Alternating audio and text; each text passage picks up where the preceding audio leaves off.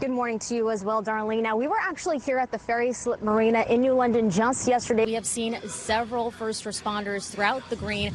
Unfortunately, though, as Joe Kanaka was mentioning, several overdoses have happened over that time. We're smelling fresh pine, but what we're seeing, though, is this damage left behind. When you look at the devastation as we zoom on out, you can see just around me immediately how much there is. It is so close to homes, and it is so widespread. Waterbury's fire marshal hard at work, not just trying to determine exactly the cause of this fire, Carrie, but also pinpointing where it started in the building and whether or not it was intentionally set. That's another factor. Some people don't really want to work on Christmas. Hey, I cannot complain. Look how beautiful it is. I know I'm having some fun. Snowman, snow angels. You should have seen me earlier. I was rolling around in this stuff. We do have a lot of plows who are out here as well, making sure that everything is all under control as well, Kelly. All right, Alessandra, thank you so much. Man, do I feel like a polar bear out here. I wish I had the fur of a polar bear. That would be a little bit more helpful. And the wind, as we've all been mentioning, it is actually blowing the snow across my face right now. It's making it wet. Hopefully my makeup's not sliding off. But let's go ahead and take a look at the roads. We have whiteout conditions over here. Am I going to burn my tongue? It doesn't matter at this point. It's going to be hot. It's going to be hot, but it's going to be delicious.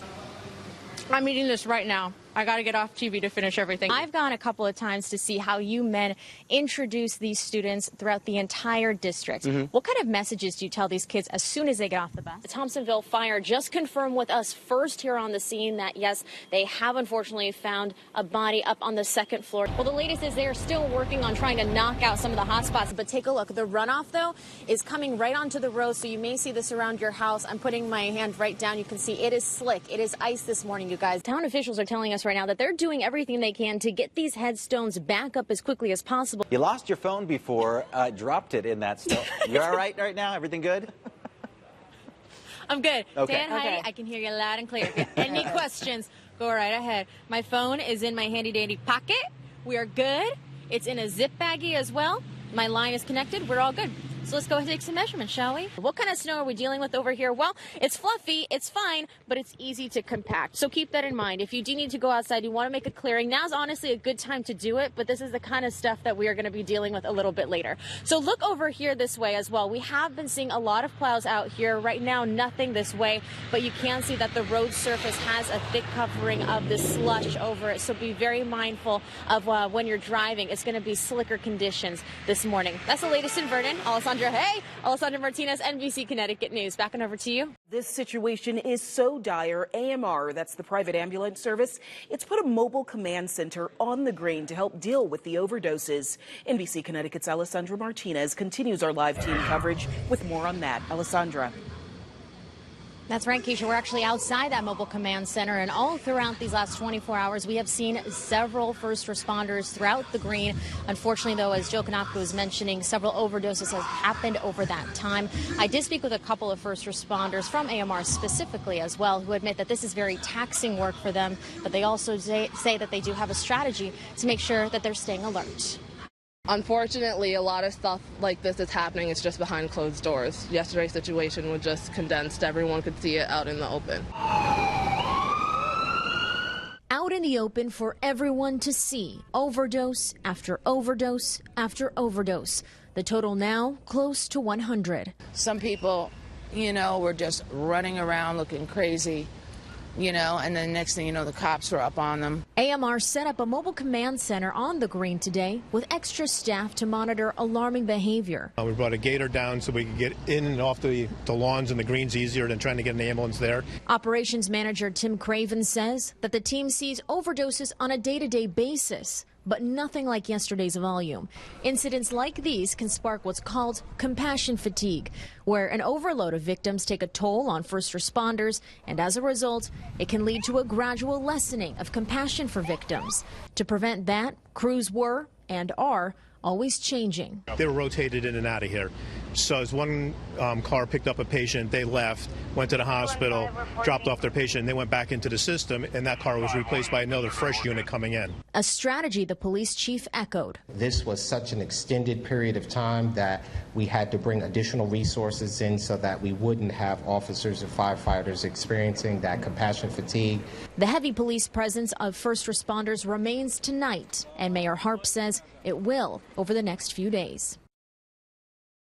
Now, the police chief also went on to say on top of that they are going to continue rotating those crews to make sure that the likelihood of compassion fatigue is lessened. On top of that, they typically have about 2 to 3 personnel patrolling the green. Right now, they say they're going to step up that presence, at least for the next few days. That's the latest over here in New Haven. Alessandra Martinez, NBC Connecticut News. Jerry, back to you. There are about 700 kids inside right now learning new subjects, learning new names of classmates after receiving one of the biggest, one of the loudest welcomes they could ever receive heading on back to school.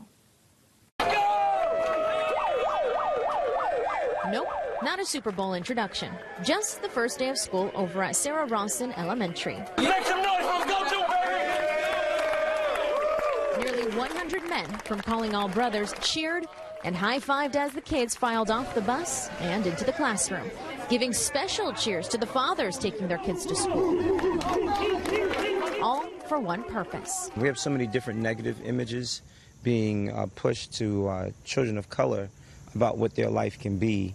And throughout the year, we show them that this is just a different look. From a 5th grader. I'm excited about reading because there's so much to read and write about. To a 4-year-old. I'm excited for kindergarten. I got my own homework in here. Well, not homework yet, but new school supplies. This is my notebook. This is my folder. She'll be surrounded by more students this year. Khalil Wright is just one of 200 middle school students from Martin Luther King School who are making Rawson their home this year while MLK undergoes construction. He's feeling kind of nervous because I don't know anybody around here. But he's staying positive. I'm looking forward to learn some math, kind of. It's not really my thing, but I'll catch up on math. For Calling All Brothers, it's not about the A's, but about trying your best. You can actually go to school, finish, you can write books, you can do whatever it is that's your purpose to do. You're not just someone just on the street, but you're someone who is valued and someone who is cherished.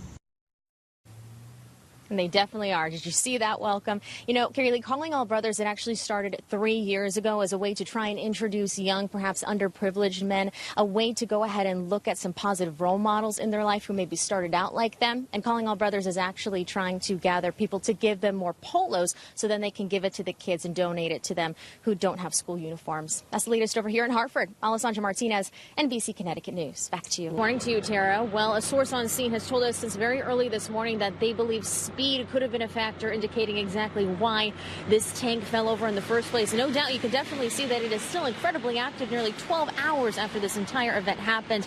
And from what we're being told, it could last, this cleanup effort, the rest of the day. It's scary that, you know, a third of an 8,000-gallon tanker spilled into our neighborhood. The cleanup is still underway for 2,600 gallons of gasoline that spilled at exit 49 in Enfield. And because of that cleanup, drivers can't use that exit to get on or off I-91. They have to go to exit 48 and then come back down Route 5. You know, it makes it a little bit more difficult, a little bit more challenging. The challenge DEP and the Department of Public Health now have is excavating the soil to see exactly how far the gasoline may have seeped into the watershed area and potentially into private wells. I have a well, and I live pretty close to exit 49.